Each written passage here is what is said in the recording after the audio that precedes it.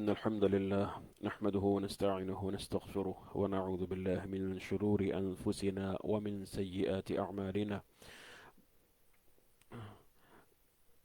من يهده الله فلا مضل له ومن يضلل فلا هادي له، وأشهد أن لا إله إلا الله وحده لا شريك له، وأشهد أن محمدا عبده ورسوله.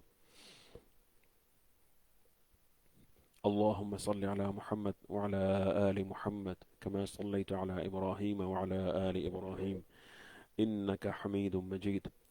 اللهم بارك على محمد وعلى آل محمد كما باركت على إبراهيم وعلى آل إبراهيم إنك حميد مجيد. أعوذ بالله السميع العليم من الشيطان الرجيم من همزه ونفخه ونفثه. بسم الله الرحمن الرحيم. الحمد لله رب العالمين الرحمن الرحيم مالك يوم الدين. مالك يوم الدين. یہ آیت مبارکہ مالک یوم الدین ہمارے آج کے درس کا موضوع ہے. یہ آیت مبارکہ اور اس کے بعد والی آیت ایاک نعبد و ایاک نستعین. تو آج ہم بتوفیق اللہ تعالی یہ دو آیات مبارکہ جو ہیں ان کے بارے میں ان کی شرح اور تفسیر شیخ عبد الرحمن ابن ناصر السعدی رحمہ اللہ تعالی کے بیان کی روشنی میں وہ پڑھیں گے اور اس کو سمجھیں گے انشاءاللہ العزیز. مالک یوم الدین. مالک جزا کے دن کا مالک ہے. اللہ سبحانہ و تعالیٰ کی حمد و ثنا کے کلمات جاری ہیں. الحمدللہ رب العالمین الرحمن الرحیم مالک یوم الدین. فرماتے ہیں المالک، مالک کون ہے؟ مالک کی تعریف کرتے ہیں هو من اتصف بصفة الملك التي من آثارها أنه يأمر وينهى ويثيب ويعاقب ويتصرف بمماليكه بجميع أنواع التصرفات، وأضاف الملك ليوم الدين وهو يوم القيامة، يوم يدان الناس فيه بأعمالهم خيرها وشرها، لأن في ذلك اليوم يظهر للخلق تمام الظهور كمال ملكه وعدله وحكمته وانقطاع أملاك الخلائق، حتى إنه يستوي في ذلك اليوم الملوك والرعايا والعبيد والأحرار كلهم مذعنون لعظمته خاضعون لعزته منتظرون لمجازاته راجون ثوابه خائفون من عقابه، فلذلك خصه بالذكر، وإلا فهو المالك ليوم الدين ولغيره من الأيام. فرماتے ہیں کہ مالک کون ہے؟ ہوا من اتصف بصفت الملک. مالک وہ ہستی ہے، وہ ذات ہے جو بادشاہی کی صفت سے متصف ہے. ہوا من اتصف بصفت الملک، مالک جو بادشاہ ہے. قرآن کریم میں اللہ سبحانہ وتعالیٰ کے 3 اسماء بیان ہوئے ہیں اس اصل سے، مالک، ملک اور ملیک. تینوں اللہ سبحانہ وتعالیٰ کے اسماء ہیں، جیسا کہ یہ تینوں اللہ سبحانہ وتعالیٰ کی صفات پر بھی دلالت کرتے ہیں. اور یہ جو مختلف مشتقات ہیں مالک، ملک اور ملیک، یہ تینوں مل کے اللہ سبحانہ وتعالیٰ کی عظیم ترین جو صفت ہے ملوکیت کی، بادشاہت کی، اور اللہ سبحانہ وتعالیٰ کی مالکیت کی، اس کو بیان کرتے ہیں کہ ملک سب کا سب صرف اللہ رب العزت کے لیے ہے، کوئی اس میں اس کا شریک نہیں ہے. اور اس کا جو ملک ہے اور اس کی جو مالکیت ہے وہ کامل ہے اور محیط ہے ہر شے کو، کوئی بھی چیز اس سے خارج نہیں ہے. جمیع التصرفات. من اتصف بصفت الملک. مالک ملک سے ہے. ملک جیسے آپ کسی چیز کے مالک ہوتے ہیں نا، کتاب ہے تو ملکت الکتاب، آپ کتاب کے مالک ہیں. کوئی گاڑی بھی ہو سکتی ہے، اور اسی طرح سے جو ہے کوئی بھی چیز جو آپ کی ملکیت میں اس کے آپ مالک ہیں تو آپ ملک، اس کو آپ کے ملک ہے تو ملک سے مالک ہے. اور ملک سے جو ہے وہ ملک ہے، بادشاہ. ملک یعنی بادشاہت، بادشاہی، اور جو اس کو رکھتا ہے وہ ملک ہوتا ہے. اور ملیک سے مراد ایسی ملوکیت ہے، ایسی بادشاہت ہے جس میں دوام اور استمرار ہے، جو کبھی ختم نہیں ہو سکتی، جو باقی رہتی ہے۔ قرآن کریم میں ایک مقام پر یہ اسم مبارک جو ہے وہ آیا ہے، فی مقعد صدق عند ملیک مقتدر۔ تو مالک میں نے عرض کیا کہ وہ ملک سے ہے، اور ملک جو ہے یہ ملک سے ہے۔ دونوں میں فرق کیا ہے؟ ویسے کچھ فروق ہیں، آپ بھی سمجھتے ہیں عام فہم انداز میں، کوئی اس میں لمبی چوڑی اصطلاحات نہیں ہیں، یہ مشکل تصورات نہیں ہیں۔ مالک تو کسی جاندار شے کا بھی ہو سکتا ہے، ہمارے اعتبار سے بے جان شے کا بھی ہو سکتا ہے، ایسے ہی ہے نا۔ ان کا بھی ہو سکتا ہے کہ جو اس کی اطاعت کرتے ہیں، اور ان کا بھی ہو سکتا ہے جو اس کی اطاعت نہیں کرتے، جیسے کہ جانور ہیں، گاڑی ہے، گھر ہے، یہ چیزیں ہیں، انسان ان کا مالک ہوتا ہے مگر اس کی اطاعت نہیں کرتے۔ جبکہ ملک جو ہے وہ مالک تو ہوتا ہے لیکن براہ راست تصرف نہیں کرتا، بلکہ قانون اور نظام کے ذریعے وہ اپنی رعایا یا جو لوگ اس کے مطیع ہیں ان پر حکمران ہوتا ہے، اور ان پر حکومت کرتا ہے، اور ان پر کسی قسم کے تصرفات کا مالک ہوتا ہے۔ یہ بات سمجھ رہے ہیں؟ یعنی ملک کون ہے؟ جو ایک نظام اور قانون کے تحت جو ہے وہ اپنے مطیع رکھتا ہے۔ مثال کے طور پر اگر کوئی شخص بادشاہ ہے یا اس کے پاس ملوکیت ہے، وہ ملک ہے، کسی حکمران ہے، یا اس کے پاس بادشاہت ہے کسی علاقے کی یا ملک کی، تو اس کا مطلب یہ نہیں کہ وہ اپنی رعایا میں سے ہر ایک کی جو ذاتی اشیاء ہیں ان کا مالک بھی بن بیٹھے اور ان میں تصرف کرنا شروع کر دے، یا ان سے غصب کرنا چاہے، یا ان کی ملکیت کا دعویٰ کرے۔ ایسا ہی ہے نا۔ لیکن جو شخص مالک ہوتا ہے، اگرچہ اس کی جو مالکیت ہے انسان کی، مخلوق کی، یہ ناقص ہے، یہ ہر اعتبار سے ناقص ہے، کامل نہیں ہے۔ انسان جو مالک ہے اپنی اشیاء کا بھی، اپنے جسم کا بھی، تو وہ کامل مالک نہیں، بلکہ اصل مالک کون ہے؟ اللہ حکم الحاکمین۔ اس کے پاس تو امانت ہے، آپ یہ بطور امانت رکھتے ہیں، ان چیز کی جو اشیاء ہیں ان کی ملکیت آپ کے پاس بطور امانت ہے۔ حقیقی مالک کون ہے؟ وہ اللہ حکم الحاکمین ہے۔ تو یہ ملک اور مالک میں کچھ تھوڑا سا فرق میں نے آپ کو بتا دیا۔ اس آیت مبارکہ میں دو قراءات ہیں، اور دونوں متواترہ ہیں۔ مالک بھی پڑھا گیا ہے اس کو، مالک یوم الدین، اور ملک یوم الدین، دونوں ہی قرآن ہیں، دونوں طرح اس کو پڑھا گیا ہے، مالک یوم الدین اور ملک یوم الدین، یعنی جزا کے دن کا مالک ہے اور جزا کے دن کا بادشاہ ہے، بادشاہ ہے۔ تو پھر اس کے اندر یہ دونوں جب صفات جمع ہو جاتی ہیں تو اس میں اللہ سبحانہ و تعالیٰ کا کمال ظہور ہوتا ہے، اس کی مالکیت کا اور اس کی ملوکیت کا، اس کی بادشاہت کا، ٹھیک ہے نا۔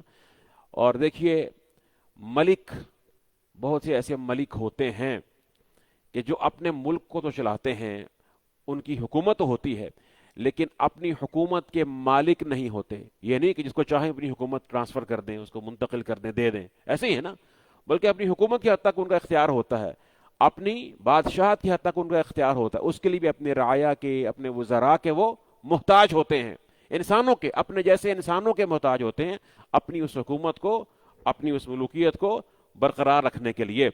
لیکن ایسا نہیں ہے کہ جس کو چاہیں اپنا ملک جو ہے منتقل کر دیں کہ میں جو چاہوں میں اس کا مالک ہوں، میں یہاں بھی کر دوں، وہاں بھی کر دوں۔ اللہ سبحانہ و تعالی وہ ایسا ملک ہے کہ جو ملک کا مالک بھی ہے اور ملک بھی ہے۔ فرمایا قل اللہم مالک الملک، اللہ تو کون ہے؟ مالک الملک، تو ملک کا مالک ہے، ملک تو وہ ہے ہی، سبحان اللہ، ملک وہ ہے یا نہیں؟ قل اعوذ برب الناس ملک الناس الہ الناس فتعال اللہ الملک الحق لا الہ الا ہو رب العرش الکریم۔ تو وہ مالک الملک بھی ہے۔ کیسا مالک الملک ہے؟ جب وہ مالک الملک بن گیا تو اس کا مطلب ہے کہ وہ براہ راست تصرف کر سکتا ہے جس شے پر جو چاہے، ملک کے اعتبار سے بھی۔ اس لیے فرمایا قل اللہم مالک الملک تؤتی الملک من تشاء وتنزع الملک ممن تشاء۔ تو جس کو چاہتا ہے ملک دے دیتا ہے، بادشاہی دے دیتا ہے، جس سے چاہتا ہے بادشاہی چھین لیتا ہے، کیونکہ تو مالک بھی ہے ملک کا۔ یہ اللہ سبحانہ و تعالیٰ کی صفت ہے اور یہ اس کی عظمت ہے۔ یہاں پر جو ذکر ہوا، یہاں اللہ سبحانہ و تعالیٰ کا جو ملک ہے، یا اللہ سبحانہ تعالیٰ کی جو صفت مالکیت ہے، وہ ایک خاص قید کے ساتھ مقید ذکر ہوئی ہے، مالکی یوم الدین، جزا کے دن کا مالک ہے۔ دین کا ترجمہ عام طور پہ ہم جزا کرتے ہیں، لیکن دین کا مطلب کیا ہے؟ یہ کچھ چیزیں جو بنیادی ہیں، میں ضرور ان کو واضح کرتا ہوں آپ کے لیے، ان الفاظ کو، کیونکہ یہ حروف تہجی کی مانند ہے، میں نے آپ کو عرض کیا تھا بٹس اینڈ بائٹس ہیں یہ، اس کے بغیر ہم قرآن کریم کو سمجھ نہیں سکتے ہیں۔ اور ہم یہاں پر درس کے انداز میں نہیں بیٹھے، میں بار عرض کرتا رہتا ہوں، ہم انشاءاللہ تفسیر بھی پڑھ رہے ہیں، سیکھ رہے ہیں، اور علم تفسیر بھی سیکھ رہے ہیں۔ تو میں نے آپ کو کہا تھا کہ ایسے الفاظ جو بنیادی اور کلیدی الفاظ ہیں، دین سنا ہوا ہے آپ نے؟ قرض کو کہتے ہیں دین، قرآن بھی آتا ہے دین۔ جب کوئی شخص مقروض ہوتا ہے کسی کا تو اس کی کیا کیفیت ہوتی ہے کہ میں اس کے بوجھ تلے دبا ہوا ہوں۔ دین ایک بوجھ ہے نا، جیسے کہ اللہ کے رسول ہمیں دعا بھی سکھائی ہے، اعوذ بک من غلبۃ الدین وقہر الرجال، ہے نا یہ دعا، کہ دین کا جب غلبہ ہوتا ہے تو لوگ کیا ہوتے ہیں؟ پھر غالب آ جاتے ہیں نا، انسان مقہور ہو جاتا ہے، مجبور ہو جاتا ہے، اور ان کی سختیاں برداشت کرتا ہے، اور اچھا بھلا انسان اپنی نیکی کے باوجود بعض دفعہ جھوٹ بولنے پر مجبور ہو جاتا ہے، ایسے ہی ہے نا۔ دین، انسان کسی کے زیر بار ہے، بوجھ تلے دبا ہوا ہے، اس کو جواب دے بھی ہے، اور پھر وہ اسے پوچھتا بھی ہے کہ میرا قرض کب لوٹاؤ گے، اس کا حساب بھی لیتا ہے، اور یہ اس کا ایک طرح سے تابع بھی ہو جاتا ہے، کچھ باتیں اس کو اس کی ماننی پڑتی ہیں یا مجبور ہوتا ہے کسی بھی اعتبار سے، ایسے ہی ہے نا۔ تو دین سے مراد کیا ہے؟ دین سے مراد یہ ہے انقیاد، جھک جانا، کسی ہستی اور کسی ذات کے سامنے جھک جانا، جبکہ اس کا نظام ہو، اور اس نظام کے بالمقابل انسان جھک جائے، اس کا تابع ہو جائے، تابع فرمان ہو جائے، یہ دین ہے۔ جیسے کہ اللہ قرآن میں فرماتے ہیں، سورہ یوسف میں فرمایا کہ ما کان لیأخذ اخاہ فی دین الملک الا ان یشاء اللہ، یوسف علیہ السلام اگر چاہتے تو بادشاہ کے دین کے مطابق اپنے بھائی کو واپس نہیں لے سکتے تھے، یعنی ان کو ایک حیلہ کرنا پڑا۔ تو دین سے مراد کیا ہے وہاں پر؟ اس بادشاہ کا قانون جو اس نے ایک ضابطہ اور نظام بنایا ہوا، چونکہ وہ حکمران ہے، اور یوسف علیہ السلام بھی اس اعتبار سے تابع تھے۔ سمجھ رہے ہیں بات کو؟ تو جب اللہ فرماتے ہیں مالک یوم الدین، تو اس سے مراد صرف یہ نہیں ہے کہ صرف اس سے مراد جزا ہے، بلکہ جن اعمال پر جزا دی جانی ہے، سزا دی جانی ہے، یا ان پر اللہ کی طرف سے انعام ملنا ہے، وہ بھی اس دین میں شامل ہے نا، کیونکہ انہیں کے ساتھ انسان جھکتا ہے۔ ہم جب کہتے ہیں کہ ہم دین دانا، یہ دین ہوتا ہے کسی کے سامنے جھک جانا، کسی کے لیے انقیاد، خضوع، تسلیم کر دینا اپنے آپ کو اس کے لیے، یا کسی عقیدے کو مضبوطی کے ساتھ بطور عقیدہ، کسی نظام کو بطور عقیدہ، کسی نظریے کو، کسی کی اطاعت کو اپنا لینا، یہ تمام دین کے معنی میں آ جاتا ہے، کیونکہ یہ ایک جامع اصطلاح ہے۔ جب جھک گئے اس کے نظام کو بھی مانیں گے اور اس کی اطاعت بھی کریں گے، وہ بھی دین ہے۔ جو اس نے اپنی اطاعت کے لیے کچھ قوانین اور ضابطے بنائے ہیں ان کو بھی مانیں گے، ان پر عمل پیرا ہوں گے، وہ بھی دین ہے۔ جب ان پر عمل پیرا ہوں گے صحیح معنوں میں، اس کی طرف سے جو انعام ملے گا وہ بھی دین ہے، جزا، اور اگر سزا ملے گی وہ بھی جزا کی صورت ہے نا، معاقبت ہے، وہ بھی دین ہے۔ تو یہ تمام معانی دین کے اندر داخل ہو جاتے ہیں اس پہلو سے۔ تو جب اللہ نے فرمایا مالک یوم الدین، تو اس کا مطلب پھر کیا ہوا کہ وہ جزا کے دن کا مالک ہے، بس صرف اسی دن کا مالک ہے، اس سے پہلے کچھ نہیں ہے۔ جب آپ کو کوئی یونیورسٹی یا کالج کہتی ہے کہ ہم آپ کو جب ڈگری دیں گے تو آپ کا رزلٹ دیکھ کر آپ کو دیں گے کہ آپ کا کیا گریڈ بنتا ہے یا کیا آپ کا سٹیٹس بنتا ہے، جب وہ آپ سے یہ کہتے ہیں تو کیا اس کا مطلب ہوتا ہے کہ بس اسی دن کے لیے یہ ان کی بات ہے، یا اس سے پہلے جو آپ نے پڑھنا ہے، محنت کرنی ہے، وہ سب کچھ اس میں شامل ہے؟ یقیناً سب کچھ اس میں شامل ہے۔ مالک یوم الدین جب اللہ سبحانہ تعالیٰ نے فرمایا تو اس سے مراد صرف یہ نہیں کہ وہ صرف اسی دن کے لیے وہ خاص ہے، بلکہ وہ تمام اعمال کو اور انسان کی دنیاوی زندگی کو بھی اور اس کے تمام اعمال کو شامل ہے۔ خود بخود اس کے اندر آ گیا کہ ایک روز آنے والا ہے جب اس مالک کے سامنے کھڑا ہونا ہے۔ دنیا میں کوئی مالک ہوتا ہے تو ملک نہیں ہوتا، کوئی ملک ہوتا ہے تو مالک نہیں ہوتا، کوئی ہو بھی جائے تو ناقص ہوتا ہے، اس کا اپنے جسم پر اختیار نہیں، اپنی اشیاء پر اختیار نہیں ہے۔ بڑے بڑے بادشاہ فرعون ہوتے ہیں، ملک چھین جاتا ہے، فقیر بن جاتے ہیں، بڑی بڑی جائیدادوں کے مالک ہوتے ہیں، ان کی ملک چھن جاتی ہے، ایسے ہی ہے نا، فقیر تنگ دست بن جاتے ہیں۔ اللہ احکم الحاکمین ایسا مالک ہے، ایسا ملک ہے، ایسا ملیک ہے کہ اس کی اس ملک کو دوام ہے اور کوئی بھی اس سے چھین نہیں سکتا ہے۔ وہ غالب ہے، وہ عزیز ہے ہر پہلو سے، اور یہ کمال ہے۔ فرمایا کہ ہوا من اتصف بصفت الملک، وہ ایسی ہستی ہے مالک جس کے پاس بادشاہی کی صفت ہے، بادشاہی کا وصف رکھتا ہے، اس سے موصوف ہے۔ التی من آثارها، اور اسی جو اس کے آثار میں سے کیا ہے، یعنی جو بادشاہ ہوتا ہے اور وہ صفت یعنی یہ ملک رکھتا ہے، اس کے آثار میں سے کیا ہے؟ انہ یأمر و ینہا، کہ وہ حکم بھی دیتا ہے، اسی کو اختیار ہے نا، جو بادشاہ ہوگا، جس کا ملک ہے، جس کے ہم ماتحت ہیں، جس کے محتاج اور جس کے حکم اور قانون اور ضابطے کے پابند ہیں، یأمر و ینہا، حکم دیتا ہے، روکتا ہے، ویثیب و یعاقب، اور وہ ثواب بھی دیتا ہے نیک اعمال پر، ویعاقب، اور سزا بھی دیتا ہے گناہ پر، ویتصرف بممالکہ بجمیع انواع التصرفات، اور پھر جو اللہ سبحانہ و تعالی کی یعنی کہ مالکیت کے تحت ہیں، اللہ کی ملوکیت کے تحت جتنے ہیں، تمام کی تمام مخلوق جو ہے وہ اپنی مخلوق میں جس طرح سے چاہے تصرف کر سکتا ہے، جس طرح سے چاہے وہ تصرف کر سکتا ہے، زندہ بھی کرتا ہے، وہ مارتا بھی ہے، وہ چھینتا بھی ہے، وہ دیتا بھی ہے، وہ قانون اور ضابطہ بھی دیتا ہے، وہی دیتا ہے قانون، اسی کی سنت جاری ہوتی ہے، اور لا يسأل عما يفعل وهم يسألون، وہ جو کرتا ہے اس سے پوچھا نہیں جا سکتا ہے، کیونکہ وہ حاکم ہے، مطلقاً مالک ہے اور ملک ہے، لیکن جو لوگ کرتے ہیں ہم سے سوال کیا جائے گا، ہمیں پوچھا جائے گا۔ وَأَضَافَ الْمُلْكَ لِيَوْمِ الدِّينِ، پھر کہتے ہیں کہ اللہ سبحانہ وتعالیٰ نے یہاں پر ملک کو جو ہے یوم الدین کی طرف منسوب کیا ہے، یعنی مالک یوم الدین کہا ہے نا، کہ جزا کے دن کا مالک ہے، یعنی مطلقاً نہیں کہا کہ وہ مالک ہے تمام دنوں کا، یا مطلقاً نہیں کہا کہ وہ مالک، بلکہ خاص بیان کیا ہے۔ کیوں؟ وَهُوَ يَوْمُ الْقِيَامَةِ، بیان کرتے ہیں کہ ایک تو یہ یوم الدین سے مراد کیا ہے؟ یوم القیامہ، قیامت کا دن ہے۔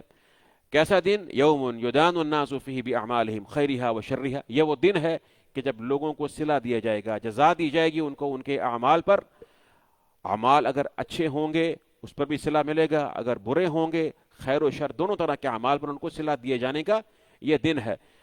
اور پھر اب یہ توجیہ کر رہے ہیں، لأن سے توجیہ کر رہے ہیں کہ کیوں اللہ نے یہاں پر بطور خاص مالک یوم الدین کہا، جزا کے دن کا مالک، اپنی اس مالکیت کو جزا کے دن کے ساتھ خاص اور مقید کیوں بیان کیا؟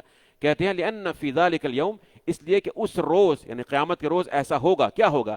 یظہر للخلق تمام الظہور، اس روز مخلوق کے لیے کامل طور پر ظاہر ہو جائے گی، کامل طور پر اور مکمل طور پر ظاہر ہو جائے گا، کیا؟ کمال ملکہ وعدلہ وحکمتہ، اللہ سبحانہ وتعالیٰ کی بادشاہت، اس کا عدل اور اس کی حکمت کا کمال کامل طور پر، مکمل طور پر ظاہر ہو جائے گا۔ اس سے پہلے اگر کسی سے مخفی تھا تو مخفی تھا، دنیا میں کوئی مانتا تھا، کوئی خود کو کہہ رہا تھا کہ انا ربکم الاعلی، کوئی کہتا تھا کہ الیس لی ملک مصر ھذا وھذہ الانہار تجری من تحتی، فرعون کہتا ہے یہ جو ملک ہے، یہ مصر، یہ میرا نہیں ہے، میری بادشاہتی چلتی اس پر، کیا یہ نہریں میرے نیچے جاری نہیں ہوتی ہیں؟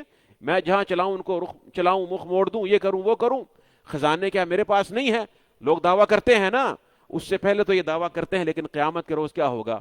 فرمایا کہ اس روز اس کی جو ملوکیت ہے، اس کی جو مالکیت ہے، اس کی جو عظمت ہے اور اس کا عدل اور حکمت ہے، دنیا میں جن جاہلوں پر، جہلاء پر، اندھوں پر ظاہر نہیں ہو رہا تھا، اس روز سب پر ظاہر ہو جائے گا۔ اس روز کسی قسم کا شک نہیں رہے گا، اور اس روز یقین آ جائے گا، مگر یقین کا فائدہ اس وقت نہیں ہوگا اگر اس سے پہلے کسی نے اس یقین کو حاصل نہیں کیا۔ فرمایا وانقطاع املاک الخلائق، اور مخلوق کی تمام طرح کی جو بادشاہتیں ہیں، ان کی جو ملکیتیں ہیں، وہ منقطع ہو جائیں گی اس روز۔ دنیا میں تو ہے نا جی، میری ہے، یہ تیری ہے، یہ میری ہے۔ اس سے علماء نے استدلال کیا ہے کہ انسان کا جو جسم ہے، یہ اعضاء ڈونیٹ کرنا فقہی مسئلہ ہے، لیکن علماء نے کہا کہ چونکہ انسان خود اپنے اعضاء کا مالک نہیں ہے، اس لیے اس میں فقہی اور اجتہادی اختلاف موجود ہے کہ کیا اس کو عطیہ کیا جا سکتا ہے یا نہیں، کیونکہ اصل میں یہ اللہ کی امانت ہے۔ تو فرمایا کہ وانقطاع املاک الخلائق، تو اس روز جب مخلوق کی تمام املاک منقطع ہو جائیں گی، ان کو معلوم ہو جائے گا کہ ہمارے پاس کچھ نہیں ہے، ہم تو کسی شے کے مالک نہیں تھے۔ جس ہاتھ کو اپنا ہاتھ سمجھ رہے تھے، مجرم اور کافر کا ہاتھ اس کے خلاف گواہی دے گا، کیا نہیں دے گا؟ الیوم نختم علی افواہہم وتکلمنا ایدیہم وتشہد ارجلہم بما کانوا یکسبون، کہ ایسا نہیں ہوگا، ان کی جلد نہیں بولے گی، ان کے اعضاء ان کے خلاف گواہی دیں گے۔ تو معلوم ہوا کہ اس روز اللہ کی جو مالکیت ہے نا، حقیقتاً کون مالک تھا تیرے جسم کا، تیرے اعضاء کا، اس روز وہ ظاہر ہو جائے گی۔ وانقطاع املاک الخلائق، یہاں تک فرمایا کہ حتی انہ یستوی فی ذلک اليوم، یہاں تک کہ اس روز برابر ہو جائیں گے الملوک والرعایا والعبید والاحرار، بادشاہ اور رعایا اور غلام اور مالک اور لونڈیاں یہ سب برابر ہو جائیں گے، کوئی فرق نہیں رہ جائے گا، یہ میرا ہے، یہ تیرا ہے، میں اس کا مالک ہوں، یہ اس کا مالک ہے، یہ فلاں ہے، یہ فلاں کا محتاج ہے، یہ فلاں کا بندہ ہے، یہ فلاں کی پارٹی ہے، فلاں کا حزب ہے. کسی میں یہ سکت نہیں رہ جائے گی، بلکہ اعلان ہوگا. سورہ غافر نے فرمایا کہ لمن الملک اليوم، لمن الملک اليوم انا الملک این ملوک الارض. صحیح بخاری میں آتا ہے اللہ فرمائیں گے کہ میں بادشاہ ہوں، میں بادشاہ ہوں. این ملوک الارض، زمین کے بادشاہ کدھر ہیں؟ ذرا سامنے آئیں. لمن الملک اليوم، کون ہے، کس کے پاس ہے بادشاہت، کون ہے بادشاہت کا مالک آج کے دن؟ پھر جب کوئی جواب نہیں آئے گا تو اللہ کی طرف سے خود جواب آئے گا، للہ الواحد القہار. اس کے بارے میں فرما رہے ہیں شیخ رحمہ اللہ تعالی، کلہم مذعنون لعظمتہ، سب کے سب جو ہیں وہ اس کی عظمت کے سامنے سر جھکائے ہوں گے اور پوری طرح سے تابع فرمان ہوں گے. خاضعون لعزتہ، اور اس کی عزت کے لیے وہ جھکے ہوں گے، پست ہوں گے. منتظرون لمجازاتہ، اور اللہ سبحانہ و تعالیٰ کی طرف سے جو صلہ ملنے والا ہوگا ان کو کسی بھی قسم کا، اس کے منتظر ہوں گے کہ اللہ حساب قائم کر دے، اب پتہ نہیں کیا بننا ہے ہمارا.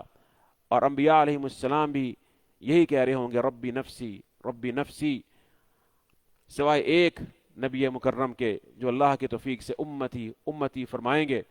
راجون ثوابا، اس کے ثواب کی امید رکھتے ہوں گے. خائفون من عقابی، اور اس کے عذاب سے ڈر رہے ہوں گے.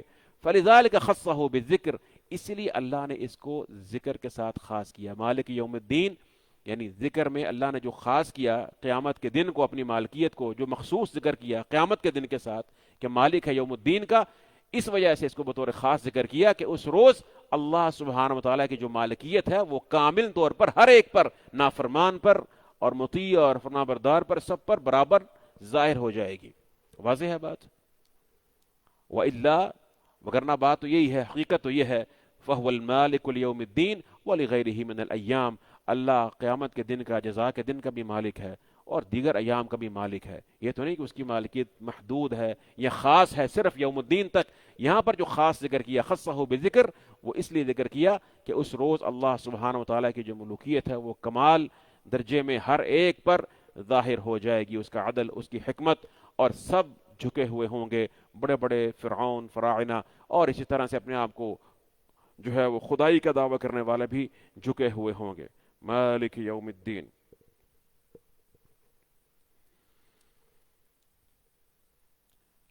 پھر فرمایا ایاک نعبد و ایاک نستعین، وقوله ایاک نعبد و ایاک نستعین ای نخصک وحدک بالعبادہ. شیخ صاحب فرماتے ہیں نخصک وحدک بالعبادة والاستعانة لأن تقديم المعمول يفيد الحصر وهو إثبات الحكم للمذكور ونفيه عما عداه، فكأنه يقول نعبدك ولا نعبد غيرك ونستعين بك ولا نستعين بغيرك.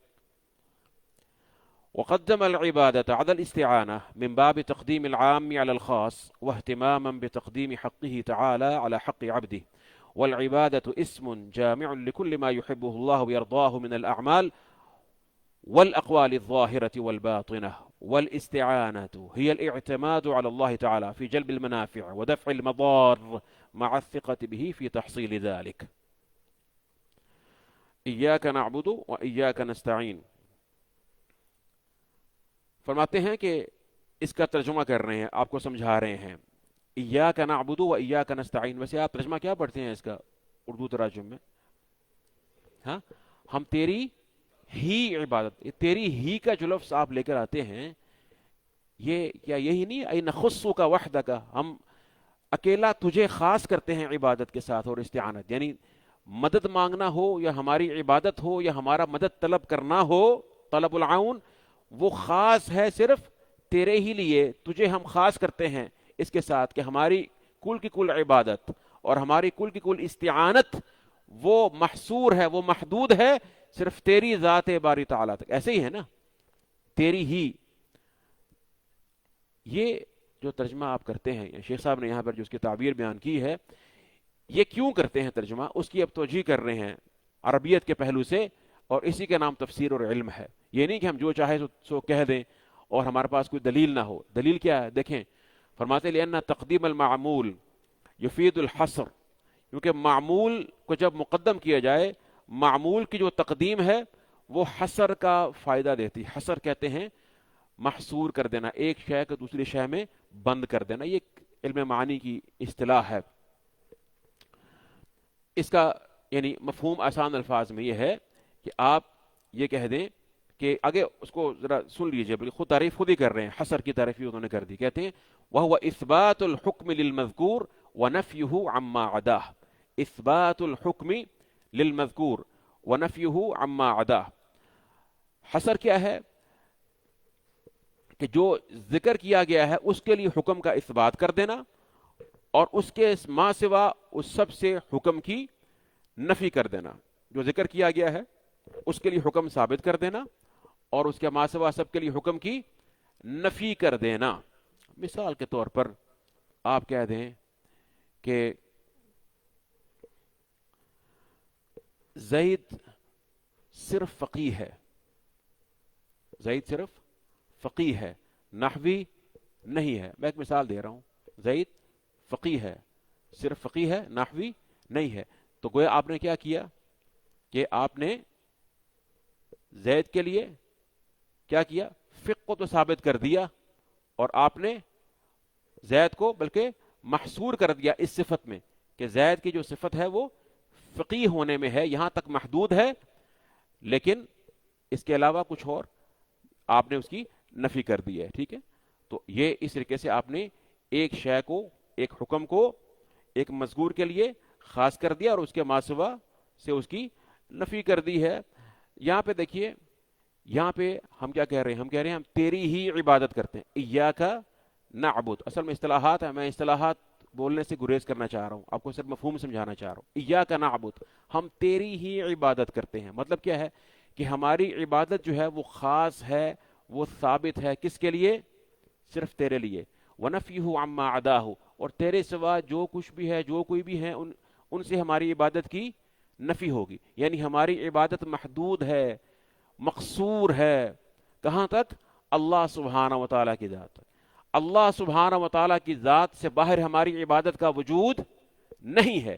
اسی طرح سے ہماری استعانت جو ہے, یعنی ہمارا مدد طلب کرنا, وہ محصور ہے, وہ محصور ہے, وہ محدود ہے, کہاں تک, اللہ سبحانہ و تعالیٰ کی ذات. اس سے باہر ہمارا مدد طلب کرنا نہیں ہے, اس کا وجود نہیں ہے. اثبات الحکم للمذکور ونفیہ عما عداہ. یہاں پر دو حکم بیان ہوئے ہیں, ایک عبادت کا, ایک استعانت کا. نعبد فعل ہے اور نستعین بھی فعل, اور فعل حکم ہوتا ہے. اگر آپ تھوڑا سا گرامر پڑھتے ہیں, کیونکہ میں نے شیخ صاحب سے کہا تھا اور وہ میرے کہنے پر ہی انہوں نے کلاس شروع کی, ان کا شکوہ یہ ہے کہ اس میں کم جو ہیں وہ حضرات تشریف لاتے ہیں, جبکہ یہ مناسب نہیں ہے. حالانکہ اس کا بڑا گہرا تعلق ہے ہماری اس کلاس سے. جتنا آپ اس کلاس میں اس میں آگے بڑھیں گے, جیسے کہ میں آج دیکھ رہا ہوں یہاں پہ وہ ضمائر آپ کو وہ سکھا رہے ہیں, یہ بڑا ہی اہم سبق ہے. آج ابھی ہمارے آج کے سبق میں آپ دیکھیے گا اسی جو آیت مبارکہ میں کس طرح سے ایک ضمیر کو کی تقدیم و تاخیر سے کتنا, یعنی آپ دیکھیں کہ معنی میں فرق آ گیا ہے, اور کتنا عظیم بلاغت کا یہ پہلو ہے, اور کتنا عظیم عقیدہ اس سے, اس کی بنیاد پر جو ہے ہم نے وہاں سے استنباط کر لیا ہے. میری بات سمجھ رہے ہیں؟ تو اس لیے آپ اس میں ضرور شریک ہوں اور اس کو اہمیت دیجیے. انشاءاللہ مستقل مزاجی کے ساتھ آپ کو اس سے بہت عظیم فوائد حاصل ہوں گے.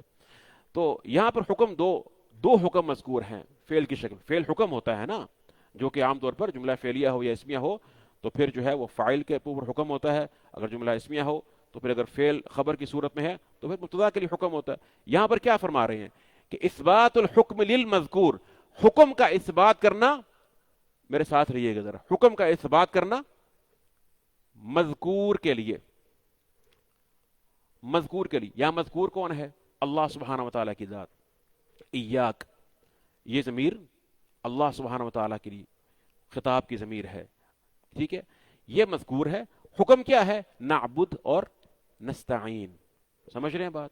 یہ دو ہے, اثبات الحکم للمذکور, یہ دونوں حکم ہم نے ثابت کر دیے کس کے لیے, اللہ سبحانہ و تعالی. ونفیہ عما عدا, اور اللہ کے ما سوا جتنی بھی اشیاء ہیں, کوئی ذات ہے, کوئی چیز ہے, کوئی ہستی ہے, کچھ بھی ہے, ہم نے اس سے ان دونوں حکموں کی, بولیے, نفی کر دی ہے. نہ ہماری عبادت کسی اللہ کے سوا کسی اور کے لیے ہے, اور نہ ہماری استعانت اللہ کے علاوہ کسی اور کے لیے ہے, بلکہ یہ دونوں کس تک محصور اور محدود ہیں, اللہ سبحانہ و تعالیٰ کی ذات باری تعالیٰ تک. اور اس لیے ہم کہتے ہیں کہ اللہ ایاک کا ضمیر یہاں پر مقصور علیہ ہے. کیا ہے؟ مقصور علیہ. یہ محصور فی، یہ اصطلاحات ہیں، آپ کو مفہوم سمجھ میں آ گیا. اصطلاحات نہ بھی آئیں تو خیر ہے، اس سے اتنا فرق نہیں پڑتا، مقصد آپ کو تفسیر سمجھانا ہے. ٹھیک ہے. ایاک، یہ بات یہاں پہ تو آپ نے سمجھ لی کہ حصر ہوا. یہاں پہ حصر کیا ہے؟ کہ جو مذکور ہے اس کے لیے حکم اس بات ثابت کر دینا، اور اس کے ماسوا دیگر کے لیے، سب کے لیے نفی کر دینا. یہ حصر کہاں سے مستفاد ہے، کہاں سے معلوم کیا گیا؟ پہلے پڑھیے دوبارہ، وہ کہتے ہیں اوپر دیکھیے، لأن تقدیم المعمول یفید الحصر، کہ معمول کو جو مقدم کیا گیا ہے نا، معمول کو جو مقدم کیا گیا ہے اس نے ہمیں حصر کا فائدہ. معمول سے مراد یہاں پر مفعول ہے. معمول سے مراد یہاں پہ کیا ہے؟ مفعول ہے. دیکھیے عربی میں جملہ فعلیہ جو ہوتا ہے اس کا ایک اصل میں اس کی اصل ترتیب یہ ہوتی ہے، پہلے فعل ہوتا ہے، پھر فاعل، اور پھر اگر مفعول ہو تو مفعول ہوتا ہے. فعل، فاعل اور مفعول. اگر اس ترتیب میں کچھ آگے پیچھے ہو جائے تو وہ کسی مقصد کے لیے ہوتا ہے. تقدیم و تاخیر، سمجھ رہے ہیں بات کو؟ تقدیم و تاخیر بہت بڑا علم ہے. قرآن کریم کو سمجھنے کے لیے یہ، یعنی لغت کی فقہ میں اگر آپ جائیں تو بہت بڑا علم ہے. تقدیم و تاخیر کو سمجھنا، قرآن کریم کو اس کے بغیر نہیں سمجھا جا سکتا ہے. کہ آپ دیکھیے کہ یہ کلمہ یہاں پر مقدم ہے یا یہاں پر مؤخر ہے. قرآن کریم میں ایک کلمہ کئی بار آتا ہے، تکرار ہوتی ہے کلمات کی، ایک کلمہ کئی بار آتا ہے، لیکن اگر اس کلمے کا سیاق مختلف ہو، یعنی جس ترتیب کے ساتھ وہ آیا ہے، جس سیاق میں وہ آیا، اگر مختلف ہو، اسی کلمے کا معنی مختلف ہو جائے گا. سمجھ رہے ہیں بات کو؟ اس کا معنی مختلف ہو جائے گا. سیاق تبدیل، اور اصل جو معنی ہوتا ہے وہ سیاق کے ساتھ معلوم ہوتا ہے. آپ کو میں اردو میں مثال لیتا ہوں آسان الفاظ میں سمجھانے کے لیے. تھوڑا سا وقت آج میں لوں گا کیونکہ یہ آیت جو ہے نا، ایاک نعبد و ایاک نستعین، یہ بہت ہی اہم آیت ہے. بلکہ علماء نے جو موضوع بتایا سورۃ الفاتحہ کا، اس میں دو موضوعات ہیں. اس میں ایک موضوع یہ ہے العبادۃ للہ وحدہ والاستعانۃ باللہ وحدہ. عبادت صرف اللہ کے لیے، استعانت صرف اسی سے. یہ جو ہے یہ موضوع ہے، کل جوہر ہے کل قرآن کریم کا، عبادت اور توکل. فاعبدہ وتوکل علیہ. قرآن کریم میں اس لیے کئی مقامات پر ان دونوں کو ملا کر ذکر کیا گیا ہے، اس لیے تھوڑا سمجھنا اس کو ضروری ہے. اردو میں مثال دے رہا تھا آپ کو میں. گھر کا لفظ لے لیجیے، آسان الفاظ میں ہے. آپ گھر کا لفظ ایک معنی ہے نا، سب جانتے ہیں کیا معنی ہے. اگر میں کہوں کہ یار میرا تو مسجد ہی میرا گھر ہے، اور میں کہوں میں گھر جا کر دیکھتا ہوں یا میں گھر جا رہا ہوں، یہاں آپ کہیں کہ تو نے اس کو اپنا گھر سمجھ رکھا ہے. اب تینوں سیاقات میں اگر آپ دیکھیں کلمہ لفظ ایک ہی ہے، گھر، لیکن سیاق مختلف ہونے کی وجہ سے معنی مختلف ہے یا نہیں؟ بولیے. اس لیے جو حضرات صرف لغت پر اور یہ جہلی ادب اور شعراء صرف اس کی بنیاد پر جو ہے وہ قرآن کریم کو سمجھنا چاہتے ہیں اور سیاق نہیں دیکھتے، اور سیاق سے مراد میری صرف قرآن کریم کا سیاق نہیں ہے، بلکہ میری اس سے مراد محمد رسول اللہ صلی اللہ علیہ وسلم کی سنت مبارکہ، وہ مکمل ایک سیاق ہے کہ جس کے فریم میں قرآن کریم نازل ہوا ہے. کان خلقہ القرآن. قرآن سمجھنے کے لیے آپ کی سیرت، سنت اور آپ کی حدیث مبارکہ کو جب ساتھ رکھا جائے گا اور ان کلمات کو دیکھا جائے گا تو سمجھ میں آئے گا نا. یہ شرعی سیاق ہے، لفظ اپنے شرعی سیاق کے ساتھ معلوم کیا جاتا ہے. اور اس لیے جن علماء نے اس پر کام کیا اور قرآن کریم کی لغت پر کام کیا، انہوں نے خاص طور پر اس کا خیال کیا. جو ایسے علماء تھے خیال کرنے والے، ان میں سے ایک بہت بڑا نام جو ہے امام راغب کا ہے. راغب اصفہانی بہت بڑے امام ہیں اور ان کی کتاب بھی ہے قرآن کریم کے مفردات کے بارے میں. انہوں نے اس طرح سے قرآن کریم کے کلمات کو صرف مفرد انداز میں نہیں بلکہ سیاق کے ساتھ سمجھا اور سمجھایا ہے. واضح ہے بات؟ ٹھیک ہے. تو اس لیے میں آپ سے عرض کر رہا تھا کہ کلمہ اس کا مقدم ہونا یا مؤخر ہونا قرآن کریم میں یہ دو طرح سے ہوتا ہے. ایک تو ہوتا ہے کہ مقام دیکھا جاتا ہے کہ یہاں پر کلمہ یہ پہلے ہے یا بعد میں. مثلا اللہ سبحانہ تعالیٰ کے دو اسماء اور دو صفات ہیں، العزیز، الحکیم. اکثر آپ کو یہ معلوم ہوگا کیسے آتا ہے، وَهُوَ العزیز الحکیم. کبھی حکیم العزیز آیا ہے قرآن کریم میں؟ نہیں ہے نا. خاص طور پر اب یہ جو وَهُوَ العزیز الحکیم جب آتا ہے تو کیوں؟ اس لیے کہ اس سے پہلے جو موضوع ذکر ہے آیت مبارکہ کا، اس کا تعلق پہلے اللہ سبحانہ و تعالیٰ کی صفت عزت یا قہر ذکر کرنے سے ہے. مثلا فرمایا کہ هو اللہ الذی لا الہ الا هو. الملك القدوس السلام المؤمن المهيمن العزيز الجبار المتكبر سبحان الله عما يشركون هو الله الخالق البارئ المصور له الأسماء الحسنى يسبح له ما في السماوات والأرض وهو العزيز الحكيم. تسبیح کرتی ہے زمین و آسمان کی ہر شے اس کے لیے، اور تسبیح جو کرتی ہے تو اس لیے نہیں کہ صرف اس کی حکمت ہے، بلکہ اس لیے تسبیح کے ساتھ زیادہ مناسب صفت کیا ہے؟ سب سے پہلے اول مناسبت جو رکھتی ہے وہ کیا ہے؟ کہ وہ غالب ہے، وہ تسبیح کا حقدار ہے، اسی کی تسبیح کی جا سکتی ہے اس انداز میں کہ زمین و آسمان کی ہر شے اس کے آگے جھکی ہوئی ہے، خاضع ہے. سمجھ رہے ہیں بات کو؟ لیکن اس کی عزت جب آپ نے سمجھ لیا، مان لیا کہ ہاں اللہ سبحانہ و تعالیٰ عزت رکھتا ہے، وہ عزیز ہے، اس بنا پر وہ تسبیح کے لائق ہے کہ ہر دم اس کی تسبیح کی جائے، اور زمین و آسمان میں اس کی تسبیح جاری و ساری ہے، تو ساتھ فوراً یہ وہم پیدا ہو سکتا ہے کسی مریض دل میں کہ شاید اس کی عزت جو ہے وہ کسی ظلم کے ساتھ ہے یا جبر کے ساتھ ہے. تو غالب ہے، وَهُوَ الْعَزِيزُ الْحَكِيمُ، نہیں، وہ عین حکمت ہے، اس کی عزت عین حکمت ہے.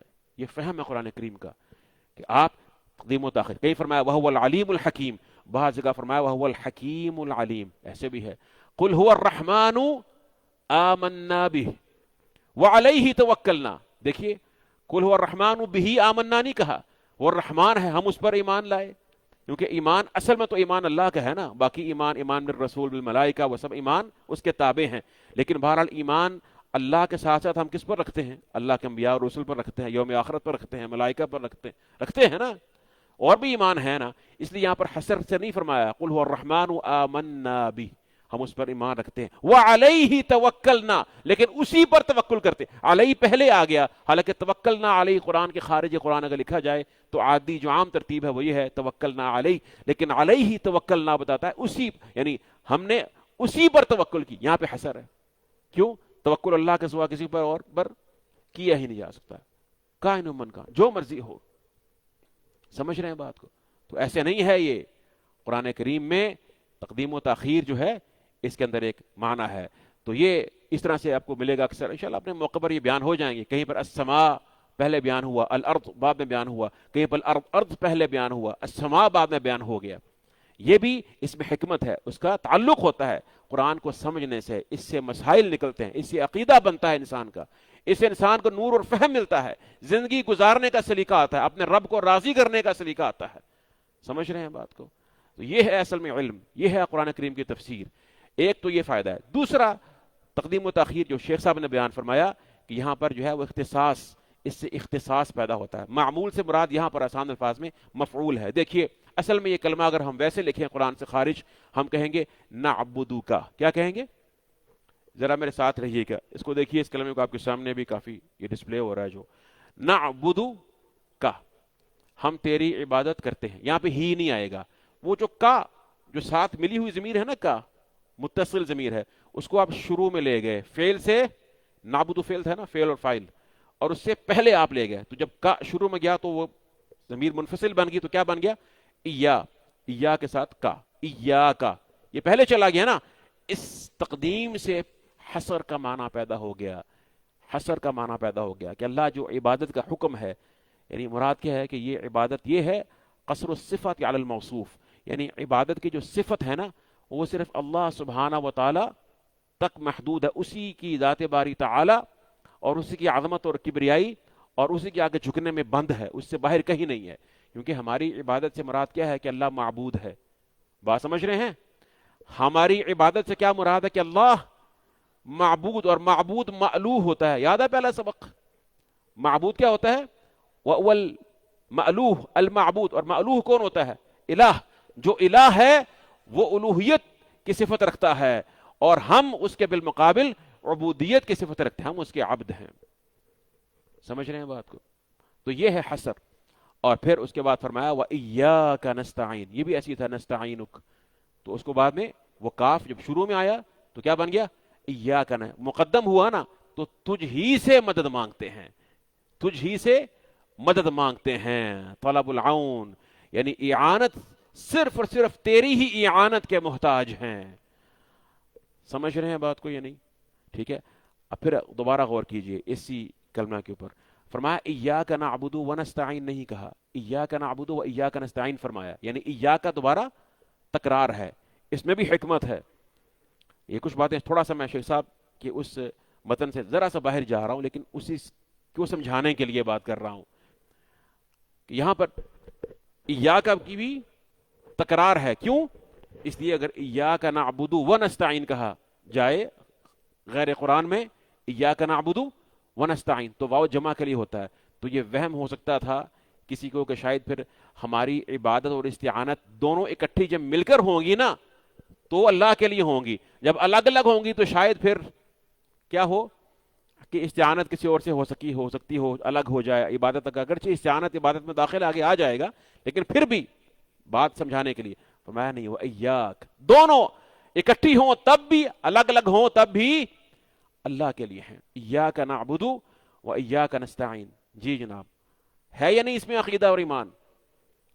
ایاک نعبد و ایاک نستعین دونوں الگ الگ مذکور ہیں اور تکرار میں توکید ہے، تاکید ہوتی ہے. جب ایاک بار بار تکرار آئے گی اس میں تاکید بھی ہے اور اس میں زور بھی ہے. ٹھیک ہے، تو اس لیے فرمایا انہوں نے نخصک وحدک بالعبادۃ والاستعانہ، تو منفرد ہے تجھے ہم خاص کرتے ہیں. ٹھیک ہے نا، تیرا کوئی شریک نہیں ہے ہماری عبادت اور استعانت میں، صرف اور صرف تیرے لیے ہے. فکأنہ یقول نعبدک لا نعبد غیرک ونستعین بک ولا نستعین بغیرک. اور آگے فرمایا وقدم العبادۃ علی الاستعانہ.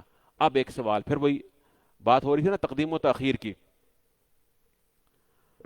تو تقدیم و تاخیر اسی میں بلکہ یہ حشر میں یہ جو موضوع یہاں پر بیان ہوا ہے سبحان اللہ ایاک نعبد و ایاک نستعین، قرآن کریم میں اس کے کافی ساری مثالیں موجود ہیں. جیسے آپ کو پتا ہے کہ ربنا علیک توکلنا والیک انبنا والیک المصیر، اس میں الیک پہلے آ گیا تو حشر پیدا ہو گیا. یہ جو بھی آپ کے سامنے میں سورۃ آل عمران کی آیت تلاوت کی ہے قل اللہم مالک الملک تؤتی الملک من تشاء وتنزع الملک ممن تشاء وتعز من تشاء وتذل من تشاء بیدک الخیر. بیدک الخیر کہا ہے نا، الخیر بیدک تو نہیں کہا، الخیر بیدک.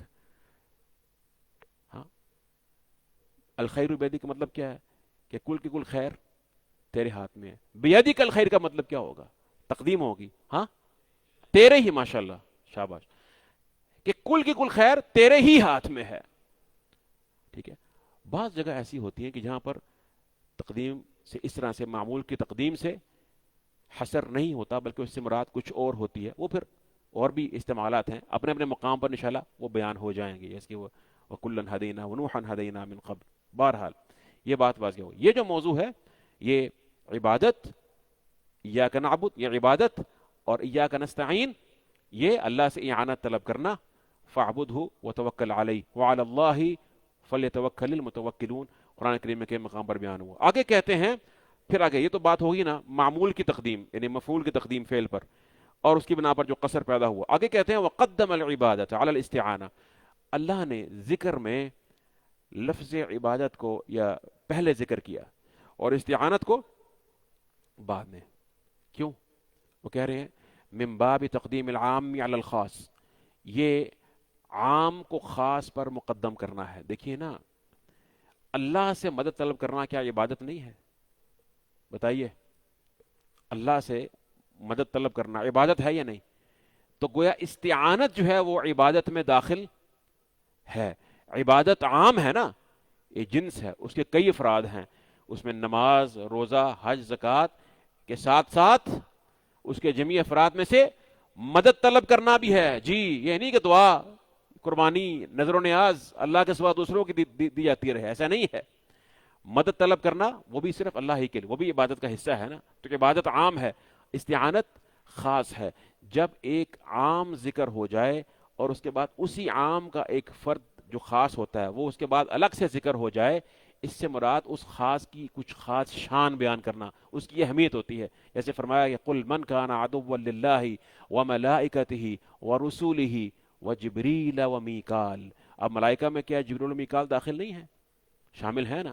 الگ سے کیوں ذکر کیا؟ یہاں پر ان کی خاص دشمنی، یہود دشمنی کا ذکر ہو رہا ہے جو ان دو کے ساتھ خاص. بات سمجھ آ رہی؟ اور دیگر اس قسم کے فوائد ہیں. فرمایا کہ حافظوا علی الصلوات، تمام نمازوں کی حفاظت کرنی ہے نا. والصلاۃ الوسطیٰ، اور صلاۃ وسطیٰ کی، کیا وہ نمازوں میں شامل نہیں ہے نا. الگ سے کیوں ذکر کیا؟ کیونکہ عصر کی نماز کی خاص اہمیت ہے. اللہ کے چہرہ ذو جلال کا دیدار ملتا ہے فجر اور عصر کی نمازوں کی حفاظت کرنے سے، ٹھیک ہے نا؟ تو یہ ہے کہ عام کے بعد خاص ذکر کرنا، دیگر اس قسم کے فوائد ہیں۔ تو فرمایا واہتماما بتقدیم حق ہی تھا، ایک تو وجہ یہ بتائی تقدیم العام علی الخاص، کہ عام کو خاص پر مقدم کیا جائے، کہ عام پہلے آئے گا خاص اس کے بعد میں آئے گا، ٹھیک ہے؟ کہ عام پہلے ذکر ہو خاص اس کے بعد ذکر ہو، اصل میں ترتیب یہی بنتی ہے، اس بنا پر پہلے عبادت کا ذکر ہے اس کے بعد استعانت کا ذکر ہے۔ فرمایا دوسری وجہ کیا ہے، واہتماما بتقدیم حقہ تعالی علی حق عبدہ، اور اس لیے بھی کہ عبادت جو ہے ایک انسان کی، مسلمان کی جہت سے وہ خالص اللہ سبحانہ و تعالیٰ کا حق ہے، جبکہ استعانت میں اس کے اپنا بھی، اس کے اپنی مراد و مطلوب موجود ہے۔ اللہ سبحانہ و تعالیٰ کا جو حق ہے وہ بندے کے حق پر غالب ہے اور مقدم ہے، اس لیے اس کا ذکر جو ہے وہ اس سے پہلے ہوا، ٹھیک ہے؟ چلیں یہ تو انہوں نے توجیہ بیان کر دی۔ اب اصل پہ مغز پہ آ جائیے کہ عبادت ہے کیا چیز؟ عبادت ہے کیا؟ ہم تو کہتے ہیں یہ عبادت تو عام فہم کی چیز ہے، ہر بندہ جانتا ہے کہ عبادت کیا ہے، لیکن بہرحال دیکھیے ذرا، عبادت بھی ہم سمجھیں گے انشاءاللہ العزیز اسی آیت مبارکہ کی روشنی میں۔ فرماتے ہیں انہوں نے تعریف کی ہے شیخ صاحب نے عبادت کی، کہتے ہیں والعبادہ اسم جامع، ایک ایسا جامع اسم ہے لکل ما یحبہ اللہ ویرضاہ من الاعمال والاقوال الظاہرۃ والباطنہ، جو کہ ہر اس شے کے لیے بولا جاتا ہے، خواہ وہ اعمال میں سے ہو، خواہ وہ اقوال میں سے ہو، خواہ وہ اعمال و اقوال ظاہری ہوں یا باطنی ہوں۔ کوئی قول باطنی بھی ہوتا ہے؟ باطنی قول ہوتا ہے؟ کیا ہوتا ہے؟ ہاں جی، دل کی محبت، ارادہ، جذبہ، دل میں تصدیق، دل میں اللہ کا ذکر بھی اس میں شامل ہے، لیکن اس کی بنیاد کیا ہے؟ محبت، خشیت، اجلال، تعظیم، یہ تمام چیزیں ہیں نا۔ دل کا بھی قول ہے، عقیدہ، ایمان، کلمہ لا الہ الا اللہ، توحید کے جتنے بھی لوازمات ہیں تمام دل کے اندر جو موجود ہیں، تصدیق بھی ہے اور قول بھی ہے اس کا۔ وہ کہتے ہیں شیخ صاحب یہ جو تعریف انہوں نے کی ہے یہاں پر، یہ تعریف شیخ الاسلام ابن تیمیہ کی ہے رحمہ اللہ تعالی، ان کی کتاب العبودیہ ہے، اس کتاب میں انہوں نے یہ تعریف ذکر کی ہے، اور یہ جامع ترین تعریف ہے عبادت کی ایک پہلو سے جو اکثر علماء بیان کرتے ہیں۔ شیخ صاحب نے بالکل اسی تعریف کو یہاں پہ نقل کر دیا ہے۔ العبادت اسم جامع، ایک ایسا جامع اسم ہے لکل ما یحب اللہ ویرضا، جو ہر اس شے پر اس کا اطلاق ہوتا ہے جس کو اللہ پسند کرتا ہے اور اس سے راضی ہوتا ہے، جس کو اللہ پسند کرتا ہے اور اس سے راضی ہوتا ہے، خواہ وہ اقوال میں سے ہو، خواہ وہ اعمال میں سے ہو، خواہ وہ اقوال و اعمال ظاہری ہوں یا باطنی ہوں۔ آپ کا یہاں پر بیٹھنا، اس کو سننا، اگر آپ سمجھتے ہیں کہ قرآن کریم کی تعلیم کو حاصل کرنا، اس پر غور کرنا، یہ اس پہ اللہ راضی ہوتا ہے، اگر آپ اس نیت سے بیٹھے ہیں، محبت سے بیٹھے ہیں اور اللہ کی محبت کی بنا پر یہاں بیٹھے ہیں، تو یہ عبادت ہے۔ سوال جواب کرنا عبادت ہے، انشاءاللہ العزیز اللہ اگر قبول فرمائے میرا بولنا عبادت ہے، آپ کا سننا عبادت ہے، آپ کا یہاں پر بیٹھنا عبادت ہے، آپ کا جو ایک ایک لمحہ یہاں پر گزر رہا ہے وہ عبادت ہے، اور عظیم ترین عبادتوں میں سے عبادت ہے۔ تو وہ یہ تعریف انہوں نے ذکر کی۔ یہ جو تعریف شیخ صاحب نے ذکر کی ہے، تھوڑا سا یہاں مجھے رکنا پڑے گا بات کو پھر سمجھانے کے لیے۔ یہ عبادت کی تعریف انہوں نے ایک پہلو سے ذکر کی ہے۔ دیکھیے عبادت جو ہے، یہ آخری نقطہ ہے، بس پریشان نہیں ہونا ہے آپ نے، پھر اس کے بعد ہم بات کو سمیٹیں گے۔ یہ تھوڑا سا اہم نقطہ ہے، اس میں کچھ اصطلاحات آ سکتی ہیں، مفہوم کو سمجھیے۔ اصطلاح سے زیادہ اس اصطلاح کی جو انڈر لائن جو کانسیپٹ ہے، جو تصور ہے، مفہوم ہے، وہ زیادہ اہم ہوتا ہے۔ یعنی دو، عبادت کا جو لفظ ہے کہ دو طرح سے اس کا اطلاق، دو طرح سے یہ لفظ جو ہے یہ اپنے معنی پر دلالت کرتا ہے، ایک تو بطور مصدر اور ایک بطور اسم مصدر، یعنی اس کا ایک معنی مصدری ہے اور ایک اس کا معنی اسمی ہے۔ یہ تھوڑا سا بات آپ کو میں سمجھاتا ہوں، قرآن کریم سے مثال دیتا ہوں۔ مصدر یہ ہوتا ہے کہ آپ کا کوئی کام کرنا، کوئی کام کرنا، کوئی عمل کرنا، مثلا آپ نے توضع، توضع جو ہے وضو کرنا، کیا ہے آپ کا وضو کرنا، اس کے لیے مصدر بولیں گے آپ، توضع، ٹھیک ہے؟ وضو کرنا آپ کا عمل، حدث اسے کہتے ہیں، ٹھیک ہے نا اصطلاح میں۔ وضو کرنا آپ کا، اردو میں نا کرتے ہیں نا، نا کرنا، وضو کرنا، آپ کا وضو کرنے کا جو عمل ہے، اس میں فاعل کا تصور ذہن میں آتا ہے ساتھ آپ کے، کہ کرنے والا شخص کوئی کام عمل کر رہا ہے، سمجھ رہے بات؟ اور ایک ہے لفظ وضو. وہ کیا ہے؟ وہ آپ کا وضو کرنے پر بھی اس کا اطلاق ہو جاتا ہے، مگر اس کا اصل مطلب کیا ہے کہ جو چیز آپ نے کر لی ہے نا اس کا اسم بھی ہے ایک وضو. ایسے ہی ہے نا. دیکھیے آپ کہتے ہیں نا کہ جناب یہ بتائیے کہ کیا نیند ناقض وضو ہے؟ کیا نیند سے وضو ٹوٹ جاتا ہے؟ اب وضو جو ٹوٹ جاتا ہے وہ آپ کے عمل کی بات تو نہیں ہو رہی نا.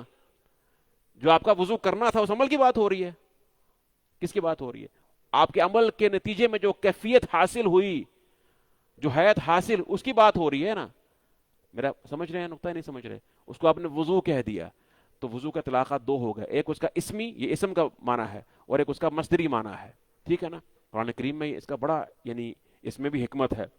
اور اس طرح سے آپ دیکھیں تسبیح ہے نا، آپ تسبیح کرتے ہیں نا، سبح یسبح، یعنی سبح للہ ما فی السماوات و ما فی الارض. قرآن کریم میں آتا ہے تسبیح کرنا. سبح یسبح، تسبیح کیا ہے؟ آپ کا تسبیح کرنا، یہ آپ کا عمل، یہ مصدر ہے. لیکن سبحان کیا ہے؟ اسم مصدر ہے. سبحان کیا ہے؟ اسم مصدر ہے. ٹھیک ہے. اب اس لیے تسبیح تو انسان کی جب کرے گا تبھی ہوگی نا، جب نہیں کر رہا تو نہیں ہے. لیکن سبحان کیا ہے؟ وہ ایسی اللہ کی تسبیح ہے، ایسی پاکی ہے جو کبھی بھی، جس میں زوال نہیں ہے. فرمایا سبحان الذی اسرا بعبدہ، سبحان الذی اسرا بعبدہ. پاک ہے وہ ذات جس نے، جو لے کر گیا اپنے بندے کو رات کے ایک حصے میں مسجد حرام سے مسجد اقصی کی طرف. ٹھیک ہے نا. سبحان، سبحان اللہ. تو کیا یہ کبھی ہے؟ کبھی نہیں. نہیں. اب یہ سبحان اسم ہے، اس کے اطلاقات سمجھ رہے ہیں آپ؟ کلام کو دیکھ لیجئے. کلام جب آپ بات کرنے کے معنی میں لیں گے نا، بات کرنا، تو آپ تکلم یا تکلیم کی بات کرتے ہیں. وَكَلَّمَ اللَّهُ مُوسَىٰ. اچھا یہ دونوں طرح استعمال ہوا ہے. وَكَلَّمَ اللَّهُ مُوسَىٰ تکلیما. اللہ نے موسیٰ علیہ السلام سے کلام فرمایا. خود کلام کرنا، خود کلام فرمایا. یعنی اس میں کوئی یہ نہیں کہ آواز پیدا کر دی، سے بات جوہلا کہتے ہیں جو صفات کے منکر ہیں، تو درخت میں سے آواز پیدا کر دی، خود کلام نہیں فرمایا. اللہ کی صفت تکلم کے وہ انکار کرتے ہیں. ایسا تو نہیں ہے نا. اللہ نے کلام فرمایا، اللہ کی صفت فعلی ہے، اللہ نے کلام فرمایا. وَكَلَّمَ اللَّهُ مُوسَىٰ تکلیما، تکلیم ہو گیا. لیکن کلام کیا ہے؟ وہ کلمات جو اگر انسان کے پہلو سے بات کریں تو جو انسان سے صادر ہوتے ہیں، جو بول دیے جاتے ہیں، اسے کلام کہا جاتا ہے. تو کلام کبھی تکلیم پر بھی اس کا اطلاق ہو جاتا ہے، مگر اس کا اصل وہ اس کا معنی اسمی کیا ہے؟ وہ کلمات جو بول دیے جاتے ہیں، جن کے ساتھ تکلم کیا جاتا ہے. اس لیے اللہ نے دونوں فرق کیا. فرمایا یا موسیٰ انی اصطفیتک علی الناس برسالاتی وبکلامی، کہ موسیٰ میں نے تجھے چن لیا ہے اپنی رسالات اور اپنے کلام کے ساتھ. جو بھی اللہ کا کلام ہے. قرآن کیا ہے؟ کلام اللہ ہے یا نہیں؟ ہم تکلیم اللہ کہتے ہیں قرآن کو، کلام اللہ کہتے ہیں نا. تو مصدر اور اسم کا فرق سمجھ میں آ رہا ہے آپ کو؟ قرآن کریم میں بھی اس کا جو ہے فرق کیا گیا. بہت اس کی مثالیں ہیں. کلام ہے، وضو ہے، اور اس طرح سے غسل ہے. آپ کا یعنی جو ہے وہ غسل، آپ کا غسل کرنا اغتسال، اور اس کے بعد آپ جو کر لیا، جو کیفیت حاصل ہوئی، اسے آپ غسل کہتے ہیں. ٹھیک ہے.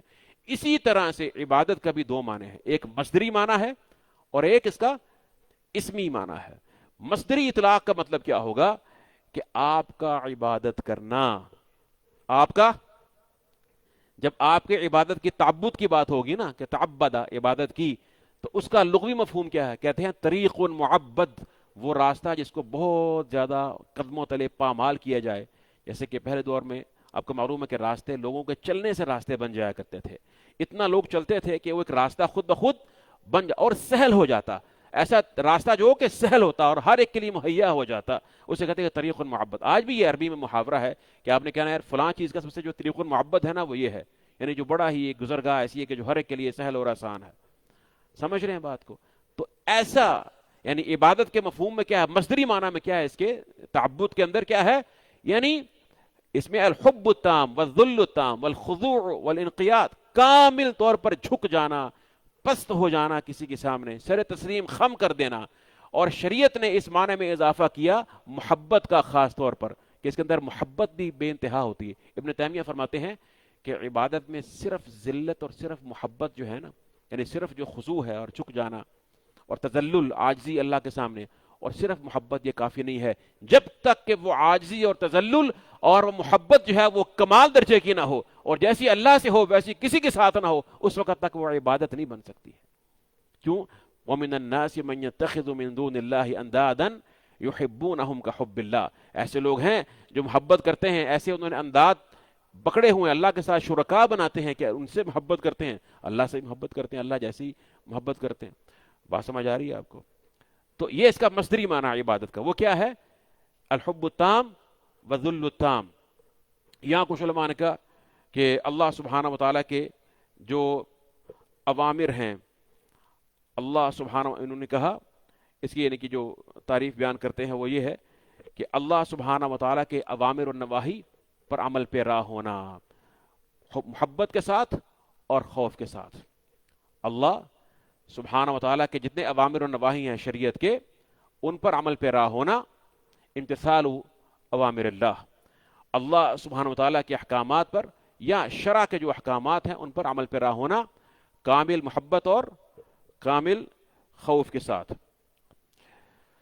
امتثال خطاب الشرع المقترن بالحب والخضوع. تو بہرحال یہ اس کا مصدری معنی. تو مصدری معنی میں آپ نے غور کیا عبادت کے کہ اس میں ہم عبادت کرنے والے پر فوکس کر رہے ہیں. ایسے ہی ہے نا کہ جو عبادت کرنے والا شخص ہے اس کا کامل جھک جانا، اس کا جھک جانا، اس کا تذلل اور اس کی محبت، اس کا خوف یہ کمال درجے کا ہو اور اللہ سبحانہ و تعالیٰ کے لیے ہو. ٹھیک ہے، یہ عبادت کا مصدری معنی ہے. دوسرا عبادت کا اسمی معنی ہے جو یہاں پر کیا گیا ہے. اس سے مراد وہ چیزیں ہیں، وہ اشیاء ہیں جو آپ اپنے اس تذلل اور محبت اور خوف کے اظہار کے لیے کرتے ہیں. مثلا میں نے اللہ کے سامنے جھکنا ہے نا، میں نے اپنی عاجزی، محبت اور خوف اور اللہ سے میری جو والہانہ ایک محبت ہے اور میری عبودیت ہے اس کا اظہار کرنا ہے، تو میں کن چیزوں کے ساتھ کروں گا؟ اس میں نماز ہے، اس میں حج ہے، اس میں قرآن کریم کی تعلیم ہے، اس میں حلال کی طرف میری رغبت ہے، حرام سے بچنا ہے، ایسے ہی ہے نا، امانت ہے، اس میں جھوٹ سے نفرت ہے، اس میں صدق، سچ، امانت اور دیانت کی محبت ہے، اس میں جہاد فی سبیل اللہ کا جذبہ اور اس کا ولولہ ہے. یہ تمام چیزیں ہیں نا اس میں. یہ وہ عبادت ہے. یہ عبادت کا اسمی معنی ہے. ان تمام کو عبادت کہا جاتا ہے.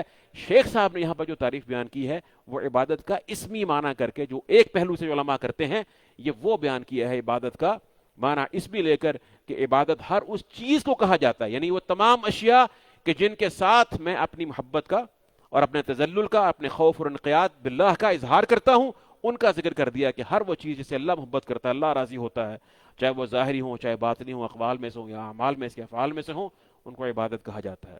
سمجھ رہے ہیں بات؟ انسان کا روزگار کمانا، انسان کا چلنا، انسان کا لباس پہننا، انسان کا اپنی بیوی سے جو ہے حسن معاشرت، اچھا سلوک کرنا، حتیٰ کہ اللہ کے رسول نے فرمایا کہ تم اپنی بیوی سے جو تعلقات، جنسی تعلق قائم کرتے ہو، اس میں بھی تمہارے لیے اجر ہے. سبحان اللہ، وہ بھی عبادت ہے. وہ کیوں عبادت ہے؟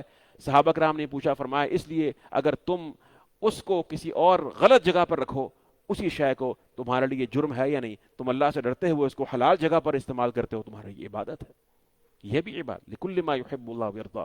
لیکن ہم جب عبادت کا مفہوم کریں گے تو ہم پھر ان دونوں مصدری اور اسمی جو معنی ہیں، ان دونوں کو ملا کر پھر عبادت کا کامل مفہوم پیدا ہوگا. کیونکہ دیکھیے، ایک شخص نماز پڑھ رہا ہے، روزہ بھی رکھ رہا ہے، لیکن اس کے دل میں اللہ کی محبت کامل نہیں ہے، نہ اس کی نیت صالح ہے، تو کیا عبادت بن جائے گی؟ نہیں.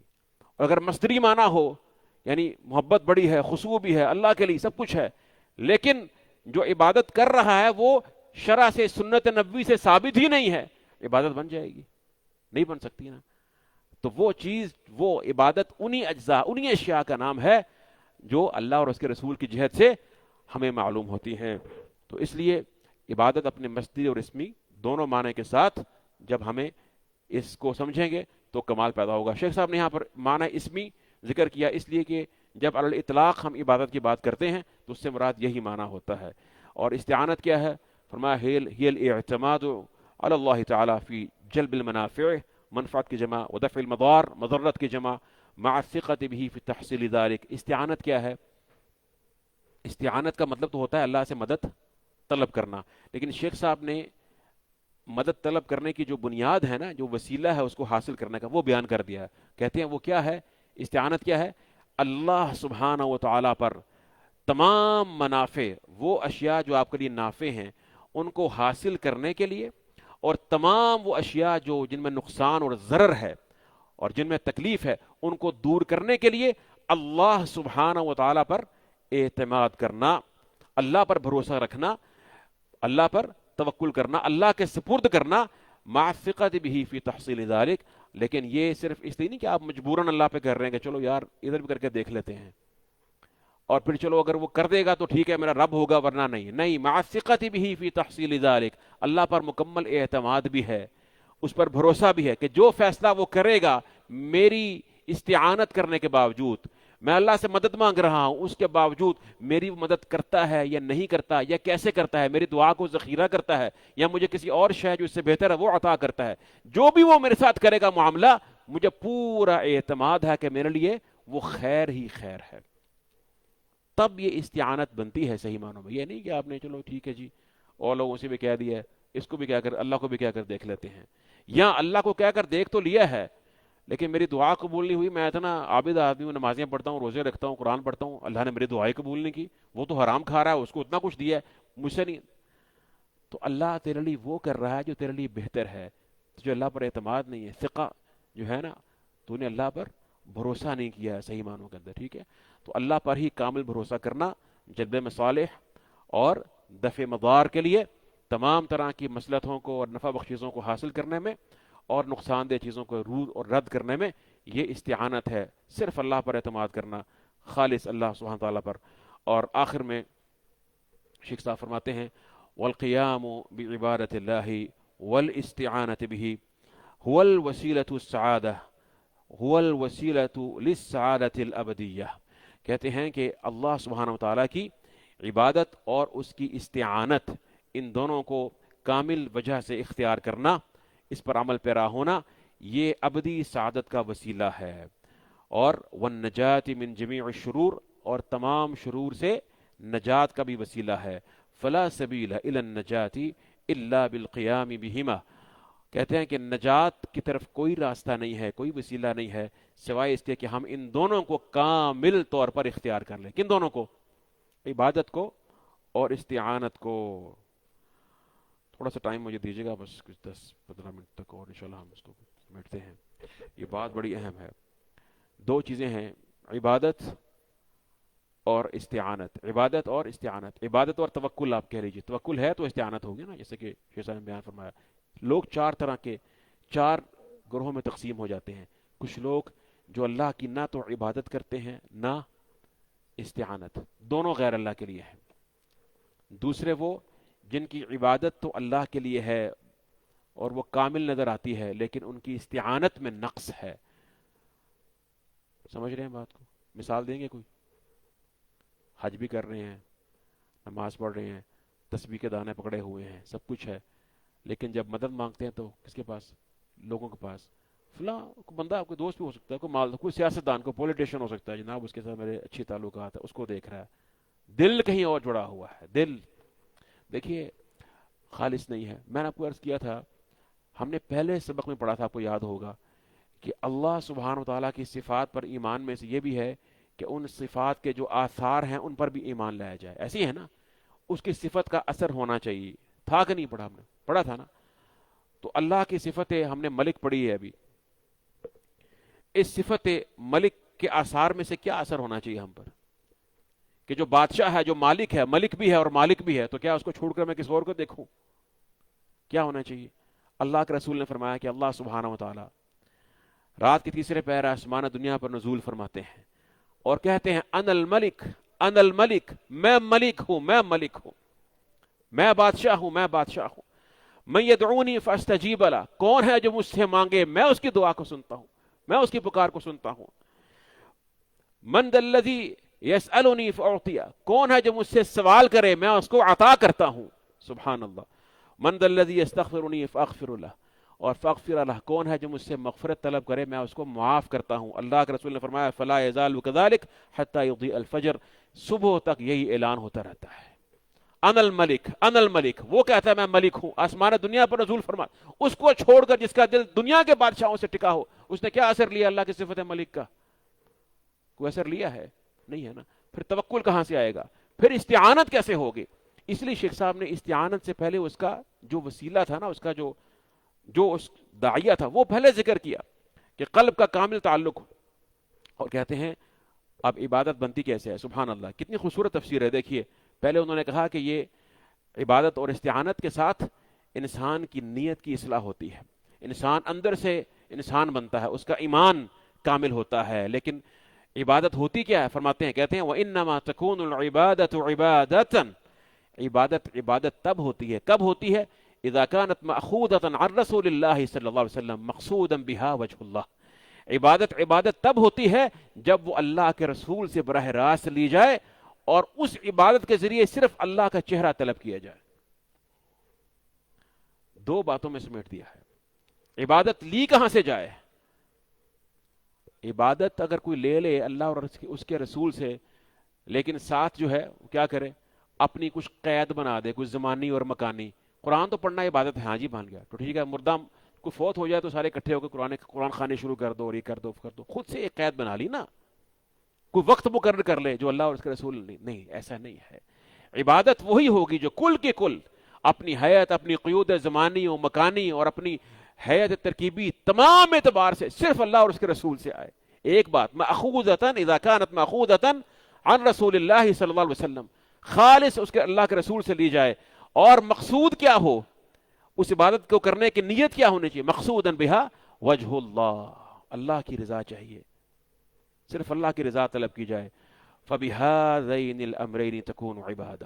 فرماتے ہیں انہی دو کے ساتھ صرف عبادت بن سکتی ہے، ورنہ نہیں.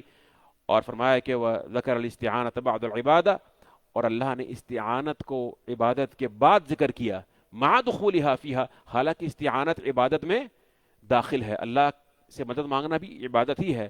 کیوں؟ اس کی جو ہے وجہ بیان کی، لاحتیاج العبد فی جمیع عباداتہ الی الاستعانۃ باللہ تعالی. سبحان اللہ، اس لیے کہ بندہ اپنی تمام عبادات کے لیے بھی اللہ کی اعانت کا محتاج ہے. کوئی یہ مت سمجھے کہ میں بڑا عابد ہوں تو دنیا کے معاملات کے لیے میں اللہ کی مدد مانگتا ہوں. نہیں، تو نے مسجد میں آنا ہے، تو نے قرآن پڑھنا ہے، یہاں بیٹھنا ہے، یہ تجھے شوق کس نے دیا؟ تیرا کوئی کمال نہیں ہے، تجھ پر اللہ کا احسان. کتنے لوگ ہیں اس وقت جو نیو ایئر نائٹ منانے کی تیاریاں کر رہے ہوں گے نا ایسے بہت سے، بولیے ہوں گے یا نہیں ہوں گے، جو اللہ کی نافرمانی کا عزم کیے ہوئے ہیں اس حالت میں کہ کسی کو اپنی موت کا پتہ نہیں ہے. کوئی زنا کے تصورات میں بیٹھا ہوا ہے، اس کے لیے اس کی تیاریاں ہیں. کوئی شراب کی اور دیگر جو قسم کے اللہ کی معصیت ہیں جن پر اللہ کا عذاب آتا ہے، شکلیں چہرے بگڑتے ہیں، مسخ ہوتے ہیں، قذف ہوتا ہے، خسف ہوتا ہے، ان کی تیاریاں کر رہا ہے اور چیلنج سے کر رہا ہے اور بڑا مطمئن ہے. ایسے بھی تو ہے نا. اور کسی کو اللہ نے اپنے گھر میں بلا کر قرآن سنانے کی توفیق عطا فرما دی. ہمارا کمال ہے اس میں؟ کوئی کس کا احسان ہے؟ یہ اللہ سے مانگا کریں، اس میں استقامت اللہ سے مانگیں. عبادت بھی بغیر استعانت کے نہیں ہو سکتی، ممکن نہیں ہے. فَإِنَّهُ إِن لَّمْ يُعِنْهُ اللَّهُ، کیونکہ اگر اللہ اس کی مدد نہ کرے، لم يحصل له ما يريده، اس کو کبھی بھی وہ شے حاصل نہیں ہو سکتی جو وہ چاہتا ہے. من فعل الاوامر، اللہ کے اوامر بجا لانے سے، واجتناب النواہی، اور اللہ کی منع کردہ حرام کردہ اشیاء سے بچنے کی میں سے جو بھی اشیاء ہیں اللہ کے اوامر و نواہی میں سے، ان پر وہ کبھی عمل پیرا نہیں ہو سکتا جب تک کہ اللہ سبحانہ و تعالیٰ اس کی مدد نہ کرے. اس لیے استعانت کو عبادت کے ساتھ ملایا اور دونوں کو خاص کر دیا، دونوں کو محصور کر دیا اللہ سبحانہ و تعالیٰ کی ذات باری تعالیٰ. ایاک نعبد و ایاک نستعین. یہ ہمارا آج کا سبق تھا. آخری بات ایک اضافی سن لیجیے، وہ بھی ایک انشاءاللہ علم کی بات ہے. آخری نقطہ ہے وہ یہ ہے، آپ نے غور کیا سورۃ الفاتحہ میں ہم شروع سے جو آیات مبارکہ پڑھتے آ رہے تھے، الحمدللہ رب العالمین الرحمن الرحیم مالک یوم الدین، یہاں خطاب جو ہے وہ غائب، یعنی غائب کا صیغہ چاہ رہا تھا کہ اس کے لیے، اللہ کے لیے حمد ہے، جمیع حمد ہے جو رب العالمین ہے، جو الرحمن الرحیم ہے، جو مالک یوم الدین ہے. پھر اچانک خطاب جو ہے نا ضمیر مخاطب آ گئی. خطاب یعنی وہ غائب سے کس میں تبدیل ہو گیا؟ منتقل ہو گیا خطاب میں. ایاک نعبد و ایاک نستعین، ہم تیری ہی عبادت. یہ جو انتقال ہے نا، اس کو بلاغت میں التفات کہتے ہیں.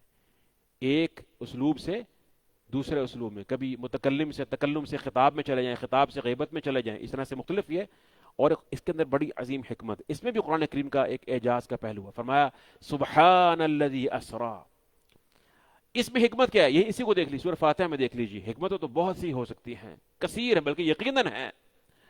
اور ہم ان کا احاطہ بھی نہیں کر پائیں گے اپنے علم کے اعتبار سے. لیکن ہمیں یہ لگتا ہے ایک حکمت یہ سمجھ میں آتی ہے کہ جب کسی کی حمد و ثنا کی جاتی ہے نا، تو جب غائب کا صیغہ استعمال کیا جائے اور اسی غیر موجودگی میں بھی ہو تو اس میں زیادہ ابلغ ہوتی ہے. منہ پہ تو تعریف سبھی کر لیتے ہیں نا دنیاوی اعتبار سے دیکھا جائے، اور اس لیے جب آپ کسی کی تعریف اور حمد و ثنا کرتے ہیں نا تو عام طور پر تعظیم کے کلمات غائب کے ہوتے ہیں.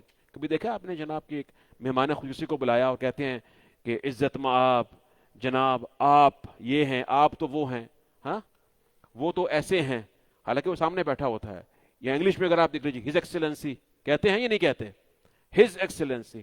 تو اس میں اس کے اندر ایک تعظیم کا پہلو ہے یا نہیں؟ تو جب اللہ کی حمد و ثنا ہے تو الحمدللہ رب العالمین الرحمن الرحیم مالک یوم الدین. اور جب اپنی بندگی کا اظہار کرنا ہے، گرنا ہے، رونا ہے، دعائیں مانگنی ہے، تو کیا کیا؟ ایاک نعبد و ایاک نستعین. سبحان اللہ. اس لیے دیکھیے فرمایا سبحان الذی اسری بعبدہ لیلا من المسجد الحرام الی المسجد الاقصی. یہاں تک تو خطاب چل رہا ہے غیب کا، ہاں کہ پاک ہے وہ ذات جس نے رات کے ایک حصے میں اپنے بندے کو جو لے گیا ایک معمولی سے حصے میں، لیلن ایک معمولی سے رات کے حصے میں لے گیا اپنے بندے کو مسجد حرام سے مسجد اقصی کی طرف. الذی بارکنا حولہ، کہ برکت دی تھی ہم نے. یہاں پہ کیا ہو گیا؟ فوراً تکلم کا صیغہ. دیکھ رہے ہیں لنوریہ من آیاتنا انہ هو السمیع البصیر. پھر غائب میں چلا گیا ہے. سبحان اللہ. جہاں اللہ کی تسبیح آتی ہے وہاں اس طرح سے یہ اسلوب ہے، اور کہیں پر براہ راست بھی ہے. ہم کہتے ہیں کہ ان فی خلق السماوات والارض واختلاف اللیل والنہار لآیات لأولی الالباب الذین یذکرون اللہ قیاما وقعودا وعلی جنوبہم ویتفکرون فی خلق السماوات والارض ربنا. اللہ قول ذکر کر رہا ہے ان کا، ربنا ما خلقت هذا باطلا سبحانک، سبحانک تو پاک ہے، فقنا عذاب النار. تو یہ خوبصورتیاں ہیں قرآن کریم کا اعجاز ہے، یہ وہ نور ہے قرآن کریم کا. یہ بھی واللہ یہ وہ قطرہ بھی نہیں ہے سمندر میں سے کہ ہم ساری رات بھی اگر بیٹھ جائیں تو شاید عمر بھی لگا لیں، ہم ایک قطرہ بھی اس کا حاصل نہیں کر سکتے اس نور کے سمندر میں سے. کتنا علم ہے اس میں، کتنی حسن ہے اس میں، اور کتنی اس میں آپ دیکھیے کہ زندگی کے پہلو سے انسان کی فلاح کے لیے، اس کی ابدی سعادت کے لیے کتنی اس میں عظیم جواہر